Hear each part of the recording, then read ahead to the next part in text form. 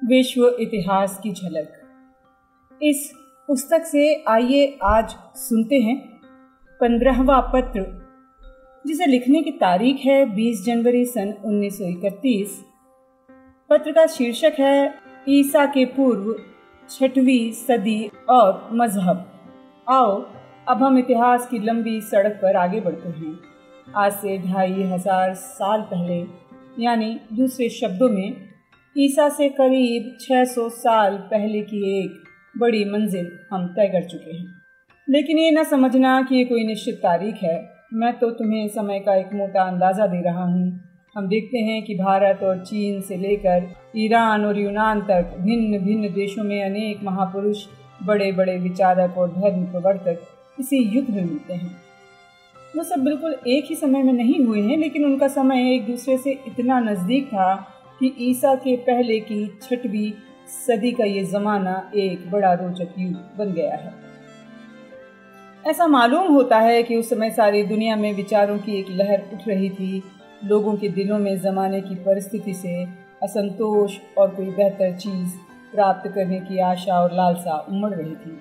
याद रखो, धर्म के संस्थापक हमेशा किसी बेहतर चीज़ की खोज में रहते थे और अपने देश की जनता को सुधारने और ऊंचा उठाने और उसकी मुसीबतों को कम करने की कोशिश में रहते थे। ऐसे लोग हमेशा क्रांतिकारी रहे हैं और उस समय की बुराइयों पर हमला करने में ज़रा भी नहीं डरे हैं। जहाँ कहीं पुरानी परंपरा गलत रास्ते पर जाती हुई दिखाई दी या उसके किसी कारण आगे की उन्नति रुकती हुई मालूम पड़ी, उन्होंने निडर होकर उस पर हमला किया और उसे मिटा दिया। और सबसे बड़ी बात यह है कि उन्होंने उच्च जीवन का एक नमूना पेश किया।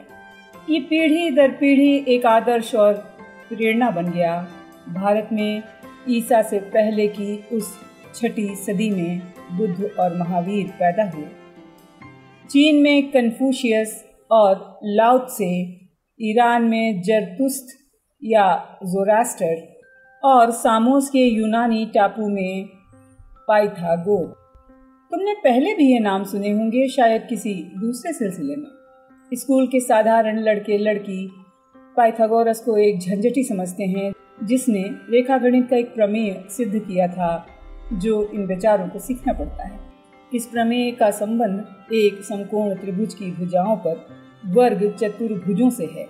रेखागणित के किसी भी पुस्तक में ये प्रमेय मिल जाता है, लेकिन रेखागणित की खोज करने के अलावा पाइथागोरस एक महान विचारक था।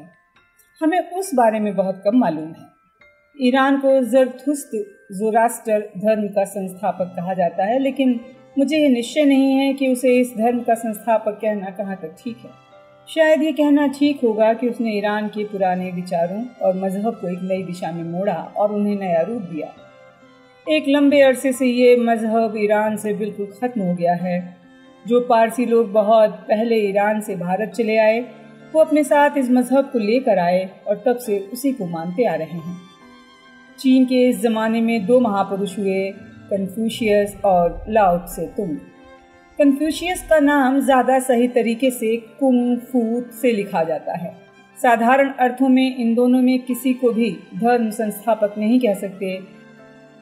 इन्होंने नीति और सामाजिक व्यवहार के नियम बनाए और ये बताया कि आदमी को क्या करना चाहिए और क्या नहीं। लेकिन इनकी मृत्यु के बाद चीन में इनकी याद में बहुत से मंदिर बनाए गए और इनके ग्रंथों का चीनी लोग वैसा ही आदर करते हैं जैसा हिंदू वेदों का या ईसाई बाइबल का। कन्फ्यूशियस की शिक्षा का परिणाम ये हुआ कि उसने चीनियों को संसार में सबसे ज़्यादा विनयशील, शिष्टाचारी और सुसंस्कृत बना दिया। भारत में महावीर और बुद्ध हुए। महावीर ने आजकल का प्रचलित जैन धर्म बनाया। इनका असली नाम वर्धमान था। महावीर तो उन्हें दी गई महानता की एक पदवी है। जैन लोग ज़्यादातर पश्चिमी भारत और काठियावाड़ में रहते हैं और आजकल इनकी गिनती हिंदुओं में की जाती है। काठियावाड़ और राजस्थान के आबू पहाड़ पर इनके सुंदर मंदिर हैं। अहिंसा में इनकी बहुत श्रद्धा है और ये ऐसे कामों के बिल्कुल विरुद्ध हैं जिनसे किसी जीव को तकलीफ पहुंचे। इसी सिलसिले में तुमको ये जानकर दिलचस्पी होगी कि पाइथागोरस कट्टर शाकाहारी था और उसने अपने शिष्यों और चेलों के लिए ये नियम बनाया था कि कोई मांस न खाए। अब सुनो, गौतम बुद्ध, जैसा कि तुम जानती हो, क्षत्रिय थे और एक राजवंश के राजकुमार थे। उनका नाम सिद्धार्थ था। उनकी माता का नाम महारानी महामाया था। प्राचीन जातक कथा में लिखा है कि महारानी माया दूज के चंद्रमा की तरह उल्लास के साथ पूजनी, पृथ्वी के समान दृढ़ और स्थिर निश्चय वाली और कमल के समान पवित्र हृदय वाली थी। माता पिता ने गौतम को हर तरह के सुखों में रखा और ये कोशिश की कि दुख, दर्द, रोग, शोक, इन दृश्यों से वो बिल्कुल दूर रहें, लेकिन संभव नहीं है। एक दिन उन्होंने एक कंगाल, एक रोगी, एक मुर्दा देख लिया। उनके हृदय पर बहुत असर हुआ। उन्हें राजमहल में जरा शांति नहीं रही। भोग विलास के सारे साधन जिनसे वो घिरे रहते थे, यहाँ तक कि सुंदर पत्नी जिसे वो प्रेम करते थे, संतप्त मानवता की ओर से उनका चित्त न हटा सके। उनके हृदय की ये चिंता और इन दुखों को दूर करने के उपाय खोजने की इच्छा दिन पर दिन बढ़ती गई, यहाँ तक कि वो इस हालत को सहन न कर सके। अंत में एक रात वो चुपचाप अपने राजमहल और प्रियजनों को छोड़कर उन प्रश्नों के उत्तर के लिए निकल पड़े जिन्होंने उन्हें परेशान कर रखा था। इस समाधान की खोज बहुत लंबी और थकाने वाली थी। आखिर वो समय आ गया जब गया में एक वट वृक्ष के नीचे उन्हें बोध प्राप्त हुआ। वो बुद्ध हो गए। जिस पेड़ के नीचे वो बैठे थे वो बोध वृक्ष के नाम से मशहूर हो गया।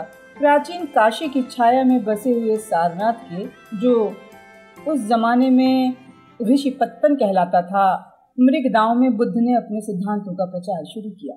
उन्होंने अष्टांग मार्ग का उपदेश दिया।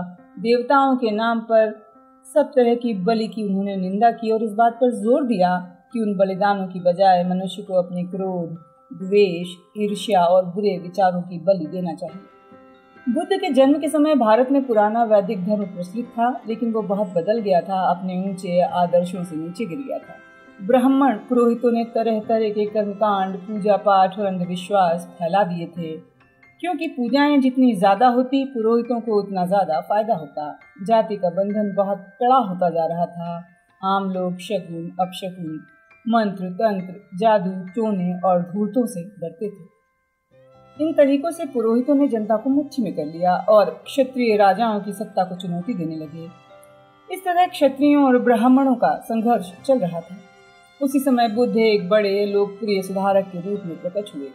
पुराने वैदिक धर्म में जो बुराइयां घुस गई थी उन सब पर हमला कर दिया। सदाचारी जीवन बिताने और भले काम करने पर जोर दिया। पूजा पाठ का निषेध किया। उनके अनुयायी भिक्षु और भिक्षुणियों की संस्था बौद्ध संघ का संगठन किया। कुछ दिनों तक संप्रदाय के रूप में बौद्ध धर्म का प्रचार भारत में बहुत नहीं हुआ था। आगे चलकर हम देखेंगे कि ये कैसे फैला और फिर भारत में एक अलग संप्रदाय के रूप में करीब करीब सिमट गया। जहां लंका से लेकर चीन तक दूर दूर के देशों में ये धर्म सर्वोपरि हो गया, वहां अपनी जन्मभूमि भारत में ये फिर ब्राह्मण धर्म या हिंदू धर्म में समाहित हो गया। लेकिन ब्राह्मण धर्म पर इसका बहुत असर पड़ा। इसने हिंदू धर्म से बहुत से अंधविश्वास और पाखंड हटा दिए। आजकल दुनिया में बौद्ध धर्मों को मानने वालों की संख्या सबसे ज्यादा है। ईसाईयत, इस्लाम और हिंदू धर्म भी ऐसे मजहब हैं जिनके मानने वाले दुनिया में दूसरों से ज्यादा हैं। मजहब बहुत से हैं, यहूदी, सिख, पारसी। तमाम मजहबों और उनके संस्थापकों ने दुनिया के इतिहास में बड़ा हिस्सा लिया है। इसलिए इतिहास में गौर करते समय इनकी उपेक्षा करना ठीक नहीं है। इसलिए इतिहास पर गौर करते समय इनकी उपेक्षा नहीं की जा सकती। लेकिन मजहबों के बारे में लिखने में मुझे दिक्कत होती है। इसमें शक नहीं कि बड़े बड़े मजहब के संस्थापक दुनिया के महान से महान और ऊंचे से ऊंचे व्यक्ति हुए हैं, लेकिन उनके शिष्य और बाद के अनुयायी न तो महान निकले और न ही नेक निकले। इतिहास में हम देखते हैं कि जिस धर्म के उद्देश्य को हमें ऊंचा उठाना था, बेहतर बनाना था, नेक बनाना था, उसी ने बाद में लोगों के साथ जानवरों जैसा व्यवहार कराया है। धर्म के नाम पर लाखों हत्याएं हुई और हर तरह के संभव कुकर्म किए गए। ऐसी हालत में ये सवाल उठता है कि धर्म के मामले में क्या रुख अपनाया जाए। कुछ लोगों के लिए धर्म का मतलब है परलोक, फिर उसे स्वर्ग, वैकुंठ, फिर उसे स्वर्ग, वैकुंठ या बहिष्ठ, चाहे जो कहा जाए, स्वर्ग में जाने की लालसा से लोग धर्म का पालन करते हैं। ये देखकर मुझे ऐसे बालक का ख्याल आता है जो इनाम में जलेबी पाने के लालच में उधम नहीं मचाता। अगर कोई बच्चा हमेशा जलेबी की ही बात सोचे तो तुम ये कभी न मानोगी कि उसकी शिक्षा ठीक ढंग से हुई है। और उन लड़कों या लड़कियों को तो तुम और भी कम पसंद करोगी जो जलेबी की खातिर कुछ करेंगे। तब फिर हम ऐसे बड़े बूढ़ों को क्या कहें जो इस तरह सोचते हैं और काम करते हैं, क्योंकि आखिर जलेबी और स्वर्ग के ख्याल में कोई खास फर्क नहीं है।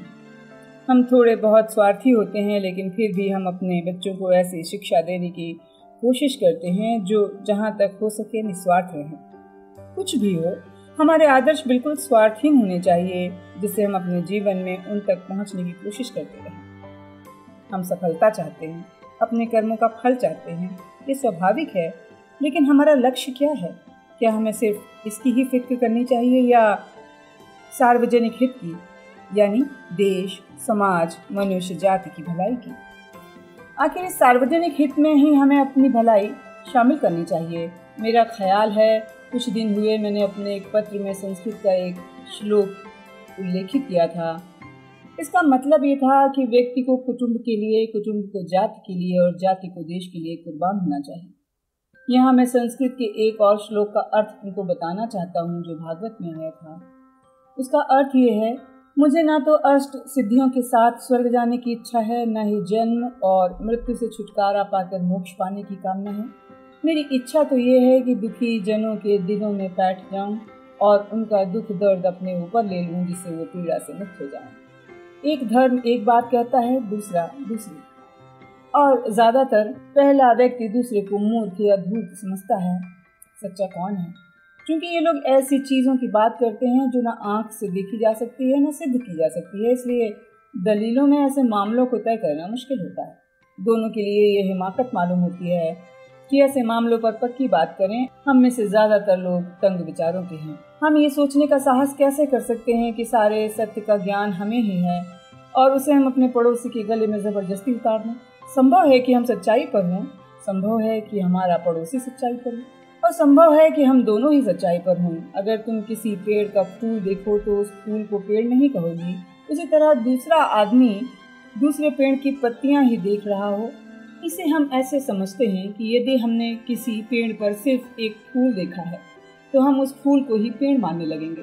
उसी तरह यदि किसी दूसरे आदमी ने उस पेड़ पर सिर्फ पत्तियां ही देखी हैं और तीसरे आदमी ने सिर्फ उसका तना ही देखा है, तो हर एक चीज उस पेड़ का सिर्फ एक हिस्सा है। लेकिन उनमें से हर एक के लिए ये कितनी बेवकूफ़ी वाली बात होगी कि वो दावा करने लगे कि सिर्फ फूल, सिर्फ पत्ती या सिर्फ तना ही पेड़ है। इस बात पर झगड़ने लगे। मुझे परलोक में दिलचस्पी नहीं है। मेरा दिमाग तो इन बातों से भरा हुआ है कि मैं इस दुनिया में क्या करूं, और अगर इसमें मुझे अपना साफ रास्ता दिखाई दिया जाए तो मेरे लिए ये काफ़ी है। अगर इस लोक में मुझे अपना कर्तव्य साफ साफ दिख रहा है तो मुझे किसी दूसरे लोक की चिंता नहीं होनी चाहिए। जैसे जैसे तुम बड़ी होगी तुम्हें हर तरह के लोग मिलेंगे, धर्मात्मा, धर्म का विरोध करने वाले, धर्म की परवाह ना करने वाले, अधर्म करने वाले या अधर्म की भी परवाह न करने वाले। बड़े बड़े गिरजे और धार्मिक संस्थाएं पड़ी हैं जिनके पास बहुत सा धन है, बहुत सी शक्ति है। वे उसका अच्छा उपयोग करते हैं और बुरा भी। तुम्हें बहुत से नेक और उदार व्यक्ति मिलेंगे जो धर्मात्मा हैं, और ऐसे धूर्त और बदमाश मिलेंगे जो धर्म की आड़ में लोगों को लूटते हैं, धोखा देते हैं। तुम्हें इन बातों पर खुद सोचना होगा, खुद निर्णय करना होगा। आदमी दूसरों से बहुत कुछ सीखता है, लेकिन हर जरूरी बात उसे अपने खोज और अपने अनुभव से प्राप्त करनी पड़ती है।